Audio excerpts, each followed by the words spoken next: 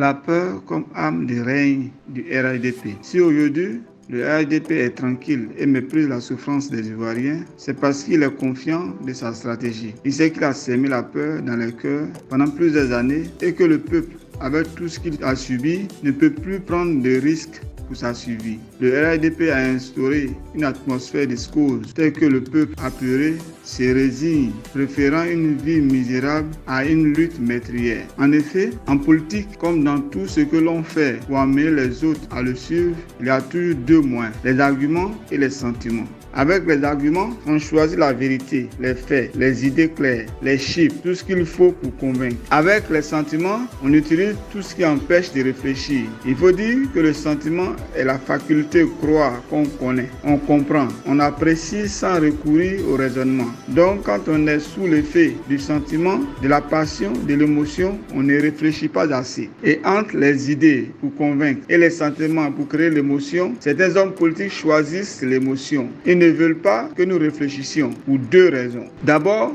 parce que lui-même, l'homme politique, n'a pas d'argument. Il n'a pas d'idée à développer. Il a conscience qu'il n'a pas d'idée et que s'il s'aventure sur le chemin des arguments, ses limites seront rapidement exposées.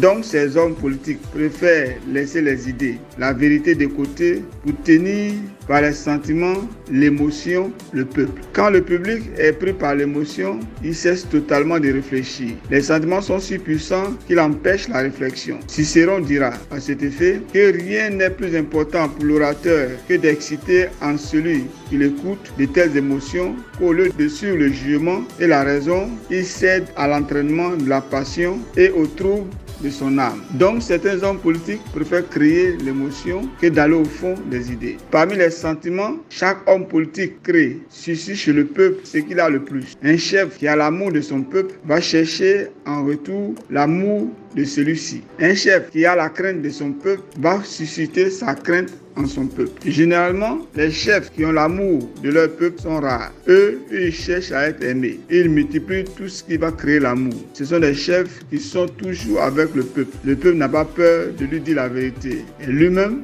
il aime que le peuple lui dise la vérité. Il y a ceux qui n'aiment pas le peuple, mais veulent le dominer, profiter de lui, se sucrer sur son dos pour leur seule gloire. Ceux-là ne cherchent pas l'amour du peuple. Ça ne les intéresse pas. Ils sont tellement orgueilleux qu'ils n'aiment pas qu'on leur dise la vérité. Quand tu leur dis la vérité, on pense que tu veux faire tomber le chef. Ce deuxième camp est celui des dictateurs. Tous les dictateurs choisissent de faire peur au peuple. Ils savent que le peuple ne les aime pas. Nicolas Machiavel, reconnu comme l'un des grands théoriciens de la dictature, donnait ce conseil au prince. Il dit, entre être aimé et être craint, le prince doit choisir d'être craint que d'être aimé. Ça veut dire que le meilleur dictateur, c'est celui qui sait faire peur au peuple. Tous les dictateurs ont compris ce conseil. Et pour être craint, ils sèment la peur. Ils savent que tant que le peuple sera dans la peur, ils pourront faire ce qu'ils veulent. C'est ce que le RDR, venu en RHDP, a choisi. Depuis qu'ils sont sur la scène politique, c'est la violence. Rien que la violence. Ils ont fait des coups d'État, la rébellion, tout ce qu'il faut. C'est pour nous faire peur. Quand la rébellion égorge un gendarme et filme, c'est pour faire peur aux autres. Quand à Petit Dokwe et Guitrozon, on taillade des hommes, des femmes et qu'on filme, c'est pour faire peur. Quand on prend des femmes dans ceux d'Adjanou et qu'on les tue, on les jette dans des fosses communes devant tout le monde. C'est pour faire peur aux autres femmes. Quand on arrive à Anokwakouté et qu'on tue des dizaines de personnes, c'est pour faire peur aux autres. Quand on coupe la tête d'un innocent à Daoukro et on en fait un ballon de football, c'est pour faire peur aux autres. Quand ils le font, ils filment pour nous le montrer, pour faire asseoir durablement la peur dans nos cœurs. Quand on emprisonne les leaders politiques qui osent lever la voix, c'est pour faire peur. Ouattara même le disait dans ses discours. Vous voulez la paix, je suis la solution. C'est une manière d'imposer à notre inconscient que tant qu'il n'a pas le pouvoir qu'il cherche, nul n'aura la paix souhaitée. Tout ceci pour faire peur. Souvent, quand vous faites des débats avec les militants du RHDP et qui se sentent acculés par vos arguments et disent ce qu'on vous a montré en 2010 était petit. Et recommencez, vous allez voir. Tout ceci c'est pour faire peur. Et cette stratégie a tellement réussi que tout le monde a peur. On préfère se plaindre dans nos salons. Plus personne ne veut prendre de risques. On peut faire désormais du rattrapage ethnique à volonté tant que le peuple a peur. On peut faire des détournements de milliards sans se gêner tant que le peuple aura peur. On peut tripatouiller la constitution à volonté tant que le peuple aura peur. On peut se tailler un budget de souveraineté hors norme dans un pays en souffrance comme le nôtre tant que le peuple aura peur. On peut fixer le prix du cacao, du café, de l'Évia, du coton, de l'anacade comme on veut tant que le peuple aura peur. On peut nommer toute sa famille à la présidence tant que le peuple aura peur. On peut augmenter le coût de l'électricité sans rien craindre tant que le peuple aura peur. Tous les prix peuvent flamber sur les marchés sans rien craindre tant qu'on sait le peuple tenu en laisse par la peur. On peut déguerpir tous les pauvres, les déposséder du peu qui leur reste. On ne craint rien parce qu'on sait que le peuple a peur. En somme, tant que le peuple est dans la peur, le dictateur est tranquille et sa dictature peut prospérer. Donc le dictateur multiplie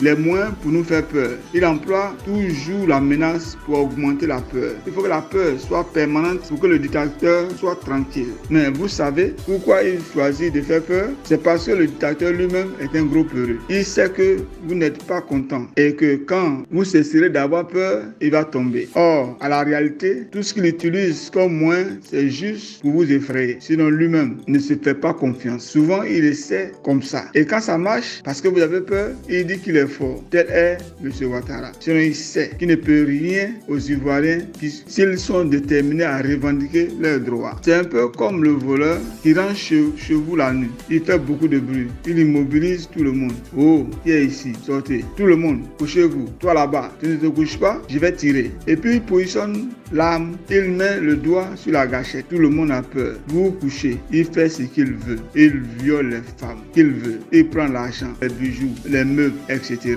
Et puis lorsqu'il s'apprête à sortir, un neveu qui était resté caché sur le lit en a marre. Il sort. On le menace, mais il fonce. Les parents même le dissuadent, mais il refuse. Le voleur, au lieu de tirer sur lui, essaie de le battre par la main. Le neveu résiste à la peur. On voit que le voleur recule. Et quand tout le monde prend le courage, on réussit à l'arrêter. Finalement, on constate que l'arme qu'il brandissait n'était qu'un jouet d'enfant. C'est exactement ce que nous vivons. On amplifie la peur parce que dans le fond, il n'y a rien. Souvent, ces neveux courageux par qui passe le salut de tout le peuple. Beaucoup sont prêts à mener cette lutte, mais ils attendent de voir. Soyons les premiers à enlever la peur en nous pour sortir. Les gendarmes, policiers et militaires que nous voyons armés jusqu'aux dents n'ont pas pour vocation de tirer sur nous. Si nous décidons d'exprimer ce que nous ressentons, ce n'est pas leur rôle, mais on les utilise juste pour nous faire peur. Ne pensons pas qu'un policier, un gendarme ou un militaire qui est formé et qui connaît sa mission va tirer sur un citoyen qui sort manifester son ras-le-bol. Dans tous les cas, lui-même, policier,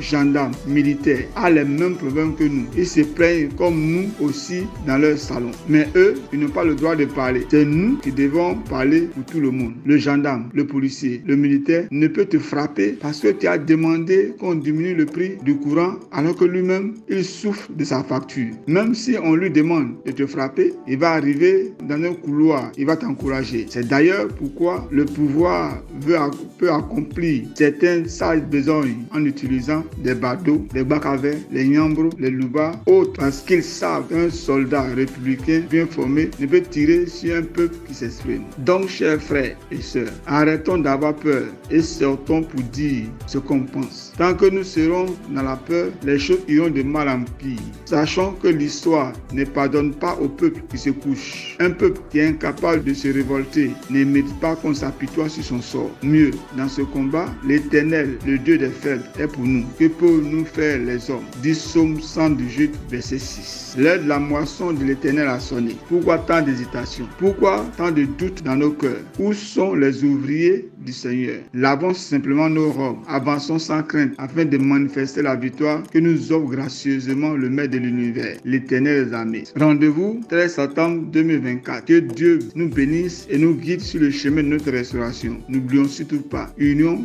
foi, courage, demain notre leitmotiv. Fait le 26 août 2024, Charles Rodet Dosso, SGA du PPAC en charge de la société civile. Je vous remercie.